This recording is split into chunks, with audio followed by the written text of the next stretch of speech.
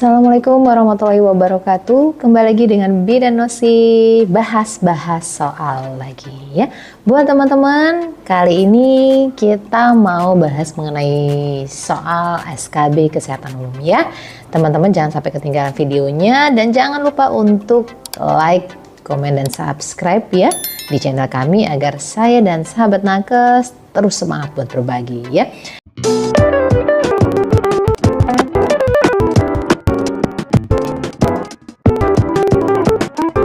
Pada kesempatan ini kita akan membahas mengenai kesehatan umum ya, kisi-kisinya bahwa ternyata kesehatan umum itu banyak materinya yang harus teman-teman pahami ya.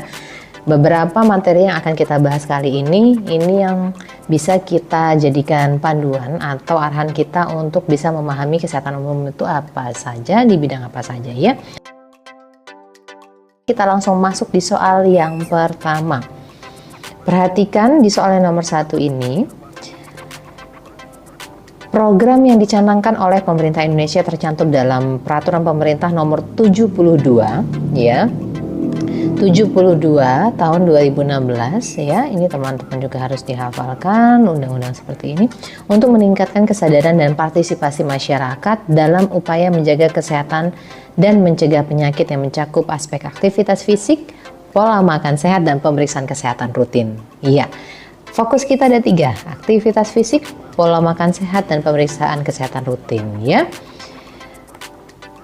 Ini termasuk dalam program apa? Apakah Posbindu PTM, Germas, Keluarga Sehat, Prolanis, atau STBM?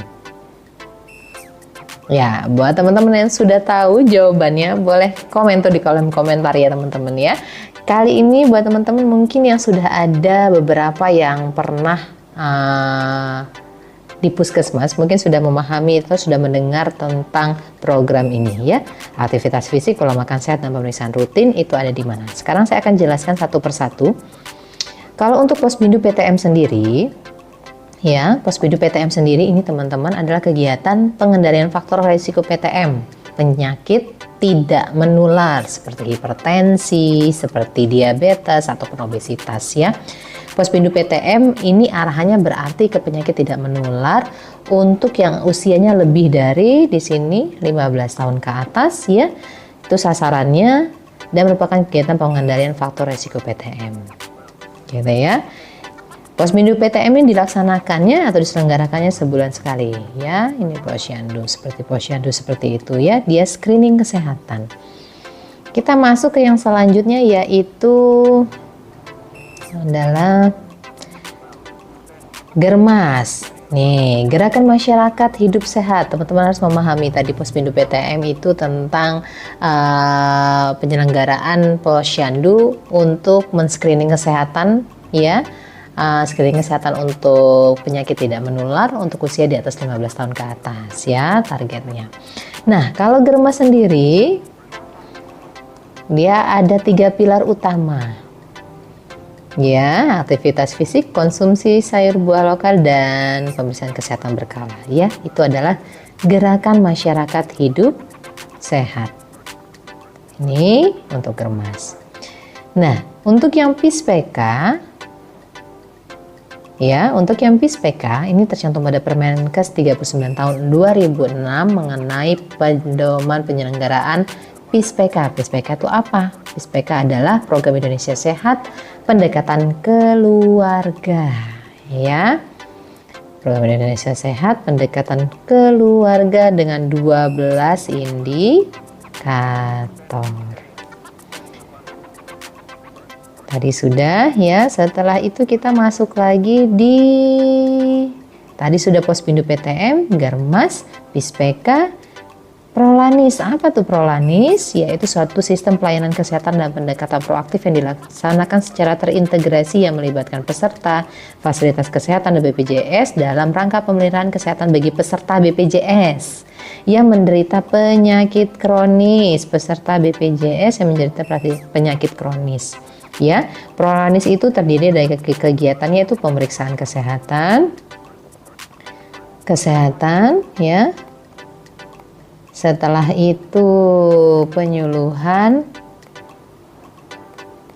senam, dan pemeriksaan laboratorium ya.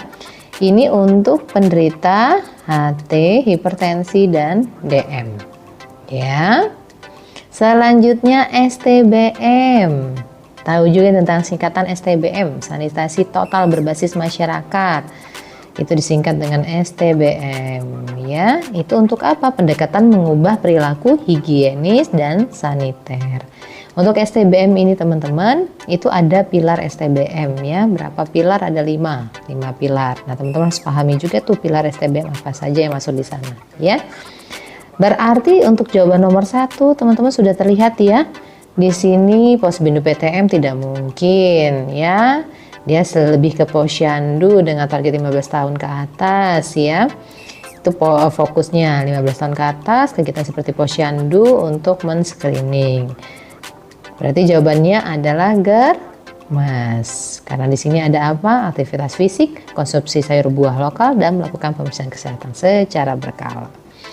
Oke, berarti teman-teman, walaupun kita nanti hanya membahas tentang Germas, tapi teman-teman harus memahami juga dengan program-program lain yang ada di Indonesia, ya. Terutama untuk teman-teman yang mengambil bidang kesehatan, ya.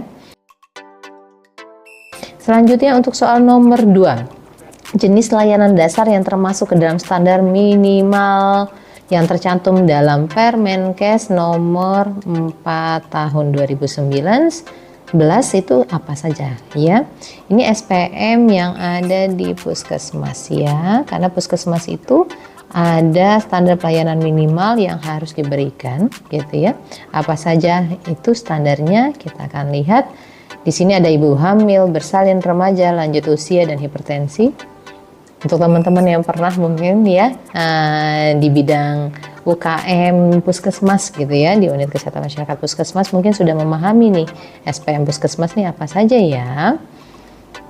Ya, kita akan lihat di sini indikatornya. Ini adalah 12 indikator.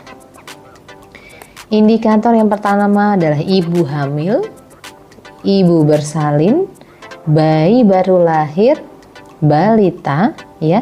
Dilakukan pelayanan kesehatan secara standar. Terus anak usia dasar, usia produktif, lansia, hipertensi, DM, ODGJ, TBC, dan HIV.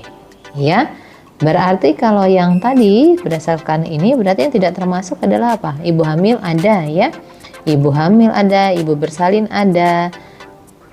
Lanjut usia ada, penderita hipertensi juga ada, berarti remaja ya.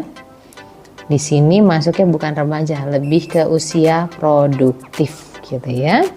Oke, ini adalah 12 indikator SPM. Harus teman-teman pahami mengenai indikator SPM. Kita langsung masuk ke soal nomor 3. Kita bahas lagi tentang posyandu. Teman-teman juga harus tahu tentang posyandu ini apa saja gitu ya. Mencakup kegiatan apa saja kah posyandu? KIA KB, kesehatan ibu anak, keluarga berencana, imunisasi gizi, penanggulangan diare, ataukah KIA KB gizi, imunisasi TB, KIA PKPR, penanggulangan diare, KIA KB gizi, imunisasi lansia? Ya, betul. Mana yang termasuk mencakup kegiatan utama dari posyandu? Betul sekali. A ya, KIA, KB, gizi dan penanggulangan diare. Ini yang termasuk dalam kegiatan utama posyandu. Selain dari memahami ini, teman-teman juga harus memahami posyandu itu ada apa saja di dalamnya. Ada berapa meja yang terdapat di dalamnya ya dalam pelaksanaan di hari hanya. Oke, kita akan masuk ke dalam materi kita selanjutnya ya. Buat teman-teman jangan lupa untuk terus pantengin channel kami dan jangan lupa untuk subscribe dan like serta komen ya untuk channel kami agar kami terus semangat untuk berbagi ke teman-teman semua ya. Kita langsung masuk lagi ke soal nomor 4. Mengenai peraturan-peraturan pemerintah atau kebijakan pemerintah itu juga teman-teman harus terus update apa saja yang harus teman-teman pelajari ya. Sekarang kita masuk ke yang lagi ngetren-ngetrennya, yaitu percepatan penurunan stunting ya. Sekarang lagi stunting ini lagi diworo-woro di puskesmas, di dinas kesehatan dan lain-lain, sering sekali ada sosialisasi mengenai stunting dan ada juga program-program stunting dan banyak sekali ya. Masuk ke dalam peraturan mana nih? Percepatan penurunan stunting. Ya, apakah Perpres UU nomor 36 tahun 2009, 2014, Permenkes 2000 nomor 28 tahun 2017 atau tahun nomor 4 tahun 2009 ya. Kalau di sini bisa kita perhatikan untuk peraturan undang-undang ini sendiri ya. Ini ada Perpres nomor 72 tahun 2021. Ini adalah peraturan presiden yang mengatur tentang percepatan penurunan stunting. Ingat-ingat 72 tahun 2021 ya. Tetapi teman-teman harus paham ini juga, Undang-Undang nomor 36 ini apa, 2014, 2017 dikasih bocoran nih. Kalau untuk 36 tahun Undang-Undang nomor 36 tahun 2009 ini mengenai pelayanan kesehatan ya. Ada mengenai farmasi, medis ataupun fasilitas kesehatan serta tanggung jawab pemerintah. Itu di Undang-Undang nomor 36 tahun 2009. Untuk tahun yang 2014 ini adalah landasan hukum untuk pengelolaan tenaga kesehatan dari standar, pendidikan, registrasi, izin dan perlindungan tenaga kesehatan. Untuk yang dua ini, ayo teman-teman cari sendiri dan jangan lupa untuk terus berbagi di komentar teman-teman. Jadi kalau misalkan nanti teman-teman ada yang pernah mengalami atau pernah tes tuh ya, ternyata ada keluar tentang undang-undang salah satu undang di sini, ayo tolong komen di kolom komentar dan kasih tahu untuk kita biar kita sekalian bisa belajar bersama ya. Oke, kita sudah masuk di sesi terakhir. Nah, kali ini saya pada video selanjutnya mau kasih PR buat teman-teman semua nih mengenai Z-score. Ya, Z-score kita apa sih? Stunting, wasting, dan overweight. Ya, gimana cara pengukurannya? Bagaimana pelaksanaannya di lapangan di Posyandu untuk pengukuran pertumbuhan menggunakan Z-score?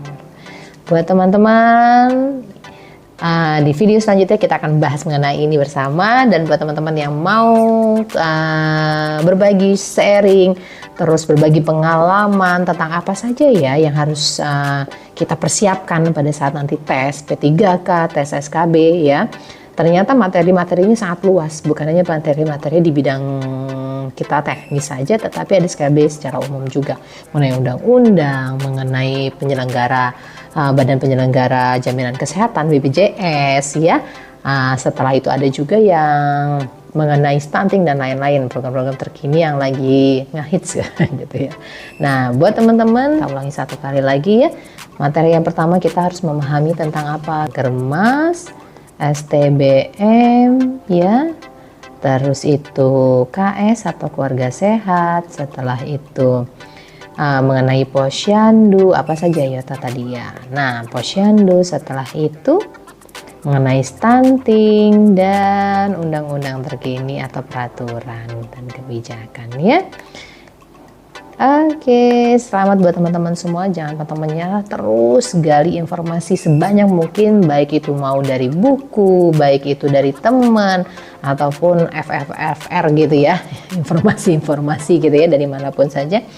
Dikumpulkan dulu, dibuat catatan, dibuat kisi-kisi biar teman-teman nggak lupa. Karena kadang kita, oh iya saya ingat itu pernah muncul nih di tahun 2019 tentang SDGs. Oke, tentang SDGs. Nah, itu diulang-ulang, dilakukan catatan, dilakukan rangkum bahwa hari ini kita ada materi tentang ini. Germas, STBM, KS, Posyandu, stunting, undang-undang dan peraturan kebijakan ya.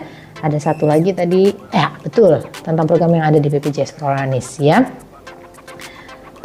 Langsung dibuat catatan rumusan di buku teman-teman semua dan diulang pada saat H-1 sebelum ujian gitu. Oke, semangat buat teman-teman semua dan jangan lupa untuk terus ikuti channel kami.